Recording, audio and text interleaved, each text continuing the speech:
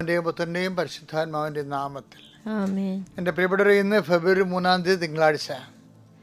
കർത്താവ് നിങ്ങൾ അനുഗ്രഹിക്കട്ടെ. നമുക്ക് പ്രാർത്ഥിക്കാം. ഏറ്റു പ്രാർത്ഥിക്കാം. അമ്മേ, പരിശുദ്ധ അമ്മേ, അമ്മേ, പരിശുദ്ധ അമ്മേ, ദൈവമാതാവേ, ദൈവമാതാവേ, അന്ന് അങ്ങ് കൃപാസനത്തിൽ പ്രത്യക്ഷപ്പെട്ട് വരാൻ പോകുന്ന മഹാദുരന്തത്തിൽ നിന്ന് രക്ഷപ്പെടാനും എല്ലാവർക്കും വേണ്ടി പ്രാർത്ഥിക്കുവാനും ആവശ്യപ്പെട്ടിട്ട് 20 വർഷം കഴിഞ്ഞ ഈ വേളയിൽ കൃപാസനത്തിലൂടെ ഞങ്ങൾക്കും ഈ ദേശത്തിനും അങ്ങ് മാധ്യസ്ഥം തേടി തന്ന എല്ലാ അനുഗ്രഹങ്ങൾക്കും കൃപകൾക്കും ഞങ്ങളിപ്പോൾ നന്ദി പറയുന്നു. അമ്മേ, പരിശുദ്ധ അമ്മേ, ജപമാല മാതാവേ, സകല പ്രാർത്ഥനയോട് ചേർത്ത് ഞങ്ങളിപ്പോൾ പ്രാർത്ഥിക്കുന്ന ഈ കുടുംബത്തിന്റെ പ്രത്യേക നിയോഗം പരമക്കളെ.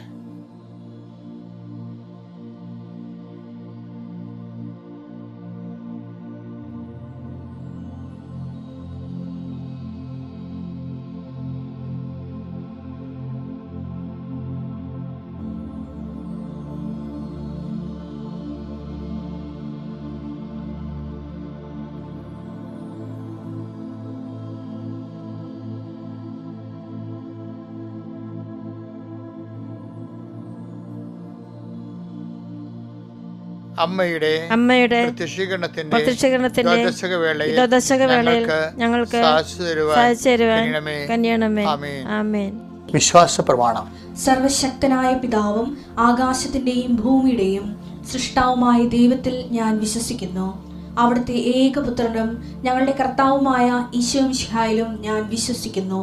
ഈ പുത്രൻ പരിശുദ്ധാത്മാവിനാൽ ഗർഭസ്ഥനായി കന്യകാമറിയത്തിൽ നിന്ന് പിറന്ന് പൊന്തിയോസ് പീലാത്തോസിന്റെ കാലത്ത് പീഡകൾ സഹിച്ച് കുരിശിൽ തറയ്ക്കപ്പെട്ട് മരിച്ച് അടക്കപ്പെട്ട് പാതാളങ്ങളിൽ ഇറങ്ങി മരിച്ചവരുടെ ഇടയിൽ നിന്ന് 3-ാം നാൾ ഉയർത്ത് സ്വർഗത്തിലേക്ക് എഴുന്നള്ളി സർവശക്തിയുള്ള പിതാവായ ദൈവത്തിന്റെ വലതുഭാഗത്തിരിക്കുന്നു. അവിടെ നിന്ന് ജീവിക്കുന്നവരെയും മരിച്ചവരെയും വിധിക്കുവാൻ വരുമെന്നും ഞാൻ വിശ്വസിക്കുന്നു. പരിശുദ്ധാത്മാവിലും ഞാൻ വിശ്വസിക്കുന്നു. വിശുദ്ധ കത്തോലിക്കാ സഭയിലും പുണ്യവാന്മാരുടെ ഐക്യത്തിലും പാപങ്ങളുടെ മോചനത്തിലും ശരീരത്തിന്റെ ഉയർപ്പിലും നിത്യമായ ജീവിതത്തിലും ഞാൻ വിശ്വസിക്കുന്നു. ആമേൻ. സ്വർഗ്ഗസ്ഥനായ ഞങ്ങളുടെ പിതാവേ, അങ്ങയുടെ നാമം പൂജിതമാകണമേ. അങ്ങയുടെ രാജ്യം വരണമേ. അങ്ങയുടെ തിരുമനസ് സ്വർഗത്തിലെ പോലെ ഭൂമിയിലും ആകണമേ. അന്നു വേണ്ടുന്ന ആഹാരം ഇന്ന് ഞങ്ങൾക്ക് തരണമേ.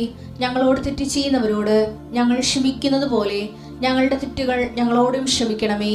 ഞങ്ങളെ പ്രലോഭനത്തിൽ ഉൾപ്പെടുത്തരുതേ, തിന്മയിൽ ഞങ്ങൾ രക്ഷിക്കണമേ. ആമേൻ. നന്മ നിറഞ്ഞ മറിയമേ, സ്വസ്തി. കർത്താവ് അങ്ങയുടെ കൂടെ സ്ത്രീകളിൽ അങ്ങ് അനുഗ്രഹിക്കപ്പെട്ടവളാകുന്നു. അങ്ങയുടെ ഉദരത്തിൻ ഫലമായി ഈശോ അനുഗ്രഹിക്കപ്പെട്ടവനാകുന്നു. പരിശുദ്ധ മറിയമേ, തമ്പുരാന്റെ അമ്മേ, പാപികളായ ഞങ്ങൾക്ക് വേണ്ടി ഇപ്പോഴും ഞങ്ങളുടെ മരണസമയത്തും തമ്പുരാനോട് അപേക്ഷിക്കണമേ. ആമേൻ. കർത്താവേ, നിന്റെ ഉന്നതമായ നാമത്തിന് സ്വസ്ഥം ചെയ്യുന്നു. ഈ പ്രഭാതത്തിലെ നിന്നെ നാഥനും രക്ഷകനുമായി ഏറ്റുപറഞ്ഞുകൊണ്ട് കൈകുപ്പി ശിരസ് നമിച്ച് നിൽക്കുന്ന ഓരോ മകൻ്റെ മേലും മകളുടെ മേലും അങ്ങയുടെ ആണിപ്പെടുതാർന്ന വലതുകരത്താൽ ആശീർവദിക്കണം പ്രാർത്ഥിക്കുന്നു. അടിപ്പിണർ പോലെ വൈദാക്കാലം പോലെ ദൈവികമായ ശക്തി നിന്റെ ഹൃദയത്തിലേക്ക് ഉച്ചമുള്ളംകാലം വരെ ഇറങ്ങട്ടെ. എല്ലാ കോശങ്ങളും പേശികളും രക്തഞരമ്പുകളിലും ശരീരകോശങ്ങളും കർത്താവിൻ്റെ രക്തം നിറയട്ടെ. മാരക രോഗങ്ങൾ, തീരാവ്യാധികൾ, ജീവിത ദുരിതങ്ങളെ യേശു ക്രിസ്തു നാമത്തിൽ മാറിപ്പോകട്ടെ. നീ ഇന്ന് എവിടെയെല്ലാം സഞ്ചരിക്കുന്നുവോ, ആരോടെല്ലാം സംസാരിക്കുന്നുവോ, എന്തെല്ലാം കാര്യങ്ങൾ ചെയ്യുന്നുവോ, ഏതെല്ലാം ചർച്ചകളിലും സമ്മേളനം പങ്കെടുക്കുന്നുവോ, എന്തെല്ലാം തീരുമാനങ്ങൾ എത്തിച്ചേരുന്നുവോ, ആ തീരുമാനങ്ങളെല്ലാം കർത്താവിൻ്റെ പരിശുദ്ധാത്മാ നയിക്കപ്പെടുകയും കർത്താവിൻ്റെ വിശുദ്ധ രക്തത്താൽ സീൽ ചെയ്യപ്പെടുകയും ചെയ്യട്ടെ.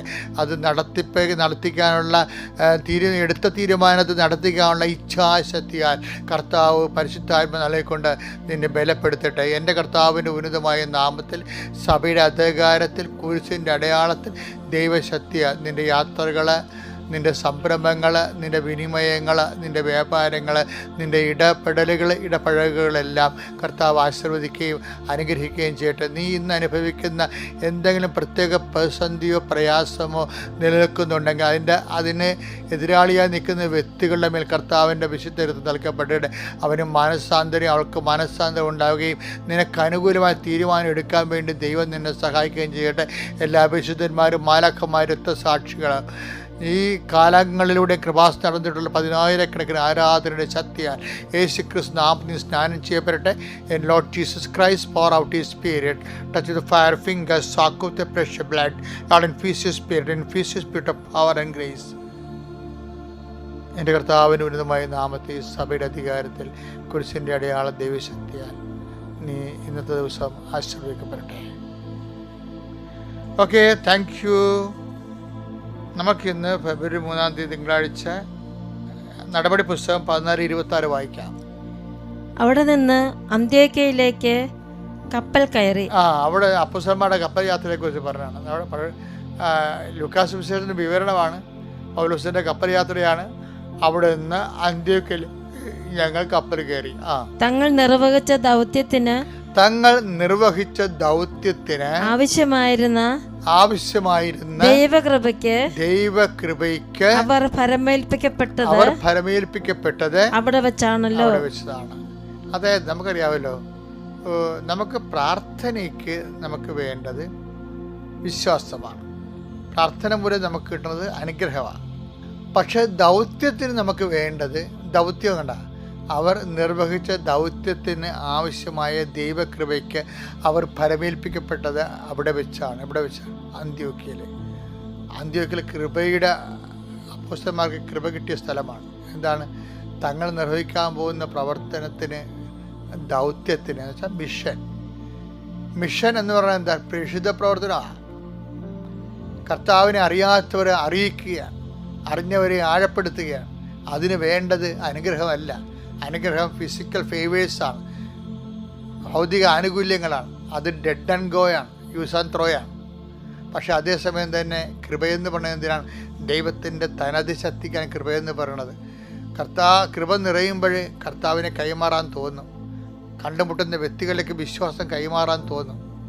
അതായത് കണ്ടുമുട്ടുന്ന വ്യക്തികളിലേക്ക് വിശ്വാസം കൈമാറണം. കാര്യം നീ ഏറ്റെടുത്തിരിക്കുന്ന, പലപ്പോഴും തോന്നാറുണ്ട്, ഈ പ്രത്യേക ശുശ്രൂഷയ്ക്ക് കർത്താവ് നിശ്ചയിച്ചതിന് ശേഷമാണ് ഞാൻ യേശുവിനെക്കുറിച്ച് കൂടുതൽ ആൾക്കാരോട് സംസാരിക്കുന്നത്.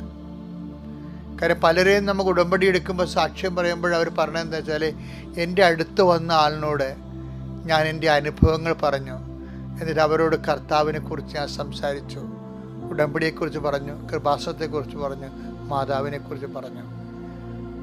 എൻ്റെ അടുത്ത് പ്രയാസം പറഞ്ഞവരുടെ എല്ലാം ഞാൻ കൃപാസന അമ്മയെക്കുറിച്ചാണ് പറഞ്ഞത്. അപ്പോൾ എൻ്റെ അർത്ഥം എന്താണ്? നിനക്ക് കൃപ കിട്ടിയെന്ന് എൻ്റെ അർത്ഥം. കാരണം ദൗത്യത്തിന്, മിഷന് വേണ്ടത് കൃപയാണ്.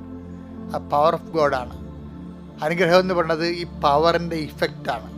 എപ്പോഴും ഞാൻ പറയാറുണ്ട്, കറണ്ടാണ് കൃപയെങ്കിൽ അതിൻ്റെ ശബ്ദം, വെളിച്ചം, കാറ്റ്, ഫാൻ, ലൈറ്റ്, മൈക്ക്, ഇതൊക്കെയാണ് അനുഗ്രഹത്തിൻ്റെ സ്രോതസ്സുകൾ. കറണ്ട് പോകുമ്പോൾ എല്ലാം പോകും. അതാണ് അതിൻ്റെ ഒരു പ്രശ്നം. അതാണ് ഈ തുടക്കക്കാരാണെങ്കിൽ കുറേശ്ശെ സുവിശേഷ വേറെ ചെയ്ത് പഠിക്കണം. അപ്പോഴും നമുക്ക് പവർ കിട്ടാൻ തുടങ്ങും. ഈ പവർ ഇവാഞ്ചലൈസേഷൻ എന്നൊക്കെ കേട്ടിട്ടില്ല. എന്താ കാര്യം? ഇവാഞ്ചലൈസേഷന് വേണ്ടത് പവറാണ്. മറ്റതൊക്കെ നമ്മൾ പ്രാർത്ഥിക്കുക, പവറിൻ്റെ ജോലി, വീട്, വിവാഹം, വീട് എന്നൊക്കെ പറയുന്നത് ഇഫക്റ്റ് ഓഫ് ദി പവറാണ്. അത് വീടൊക്കെ മേടിച്ചാലും ചിലപ്പോൾ കുറച്ച് കഴിയുമ്പോൾ വിൽക്കേണ്ടി വരും. ഇപ്പം കേരളത്തിൽ എങ്ങനെയായാലും 15 കൊല്ലത്തിനുള്ളിൽ ഒരു 50,000 വീട് വിറ്റ് പോകും. ആ വീട്ടിൽ താമസിക്കുന്ന ആൾക്കാരൊക്കെ വേറെ വീട് കാനഡയിലും സ്വിറ്റ്സർലൻഡിലും ഒക്കെ പോയി മേടിച്ചിട്ടുണ്ട്. അതിലെ കടങ്ങൾ അവർക്കുണ്ട് കിടക്കണം. കാരണം ഇത് വിൽക്കാതെ അവർക്ക് ആ കടം വീട്ടാൻ പറ്റത്തില്ല. കാര്യം മക്കളും കുടുംബം മൊത്തം അവിടെയാണ്. പല ആൾക്കാരും അപ്പനമ്മമാർ കട്ടിലൊഴിയാൻ കാത്തിരിക്കുകയാണ്. ഞാനത് നിഷേധിച്ച് സംസാരിക്കണമല്ല, ജീവിത യാഥാർത്ഥ്യമാണത്. ആരെന്തിനാ നിഷേധിക്കണം? ജീവിത യാഥാർത്ഥ്യമാണ്. ആ ഒരു സ്നേഹബുദ്ധിയാണെങ്കിൽ അവർക്ക് മനസ്സിൽ അവർക്കൊരു കണക്കൂട്ടലുണ്ട്. ഉള്ളവർക്ക് എന്ത് സംഭവിച്ചു കഴിഞ്ഞാൽ ഇത്രയൊക്കെ ഉള്ളു മനുഷ്യരെ, ഇത്രയൊക്കെ ഉള്ളു മക്കളെ വിഷയങ്ങൾ എന്ന് വെച്ചാൽ ഈ ബ്ലെസ്സിങ്സ് എന്ന് പറയുമ്പോൾ എപ്പോഴായാലും അത് വോൺ ഔട്ടായി പോകും. കൃപയെന്ന് പറയുന്നത് ഗലാത്യർ 6:19 കർത്താവിൻ്റെ കൃപ നിൻ്റെ ആത്മാവിൻ്റെ കൂടെ ഉണ്ടാവട്ടെ, ശരീരത്തിൻ്റെ കൂടെ അല്ല. വീട്, ജോലി, വിവാഹമെല്ലാം ശരീരത്തിനോട് ബന്ധപ്പെട്ട കാര്യങ്ങളാണ്, ബ്ലെസ്സിങ്സാണ്. അത് യൂസ് ആൻഡ് ത്രോ. നമ്മുടെ വീട് നമുക്ക് ജപ്തി ആയി കഴിയുമ്പോൾ ചിലപ്പോൾ വിൽക്കേണ്ടി വരും. പക്ഷേ നമ്മൾ വേറെ വീട് വാങ്ങിക്കും. അപ്പം ഇങ്ങനെ വീട് അത് മാറിപ്പോകും. അനുഗ്രഹത്തിന് ഉള്ള കുഴപ്പം ഇത് മാറി മാറി പോകുന്നു എന്നുള്ളതാണ്. കർത്താവ് ചോദിക്കണില്ലേ, നീ നേടിയതൊക്കെ ആരുടേതാകുമെന്ന്? ബ്ലെസ്സിങ്സ് അന്യാധീനപ്പെട്ടു പോകുന്നതിൻ്റെ അർത്ഥം. ലൂക്കായുടെ സുവിശേഷം 12:20 ഉണ്ട്. എന്താ പറയണത്?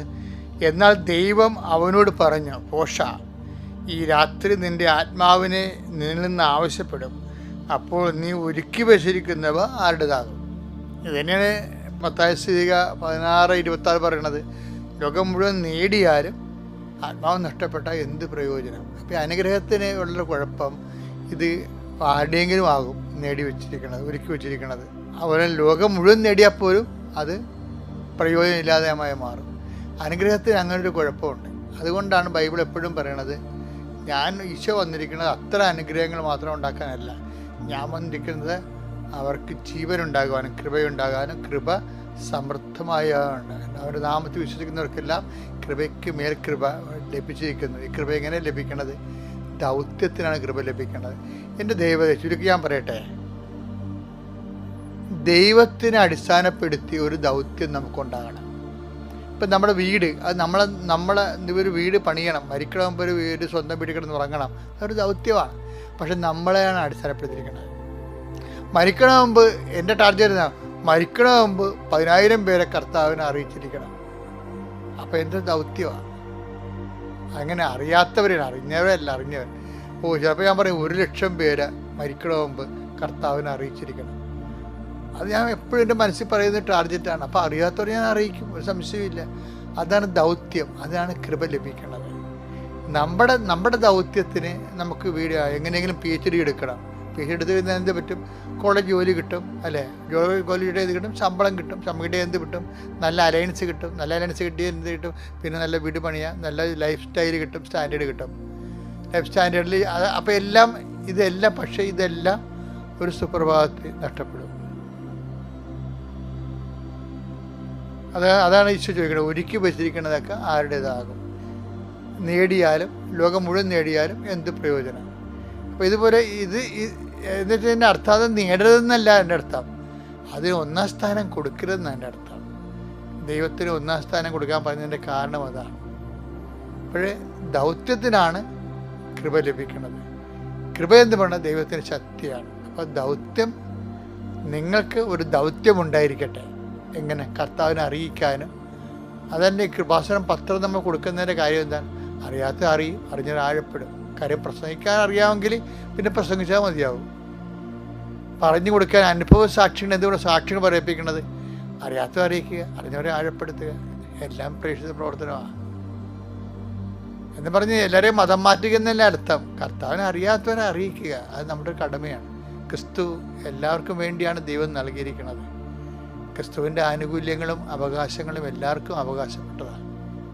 അപ്പോൾ അവർക്ക് അവകാശമുണ്ട്. ക്രിസ്തുവിനെ അറിയാനുള്ള അവകാശത്തെ നമ്മൾ മാനിക്കണം. അങ്ങനെ അവർക്ക് അറിയാത്തവർക്ക് അറിവ് പറഞ്ഞു കൊടുക്കുമ്പോൾ നമുക്ക് ദൗത്യമായി, അത് കൃപയായി. പക്ഷേ അതേസമയം തന്നെ അവരുടെ ഭൗതികമായ ആവശ്യങ്ങൾ നമ്മൾ നിറവേറ്റുകയും ചെയ്യണം. അതുകൊണ്ടാണ് ഉടമ്പടി ദൈവത്തിനും മനുഷ്യനും പ്രീതികരമായി മാറുന്നതിൻ്റെ കാര്യം അതാണ്. പ്രേസ്തലാണ്.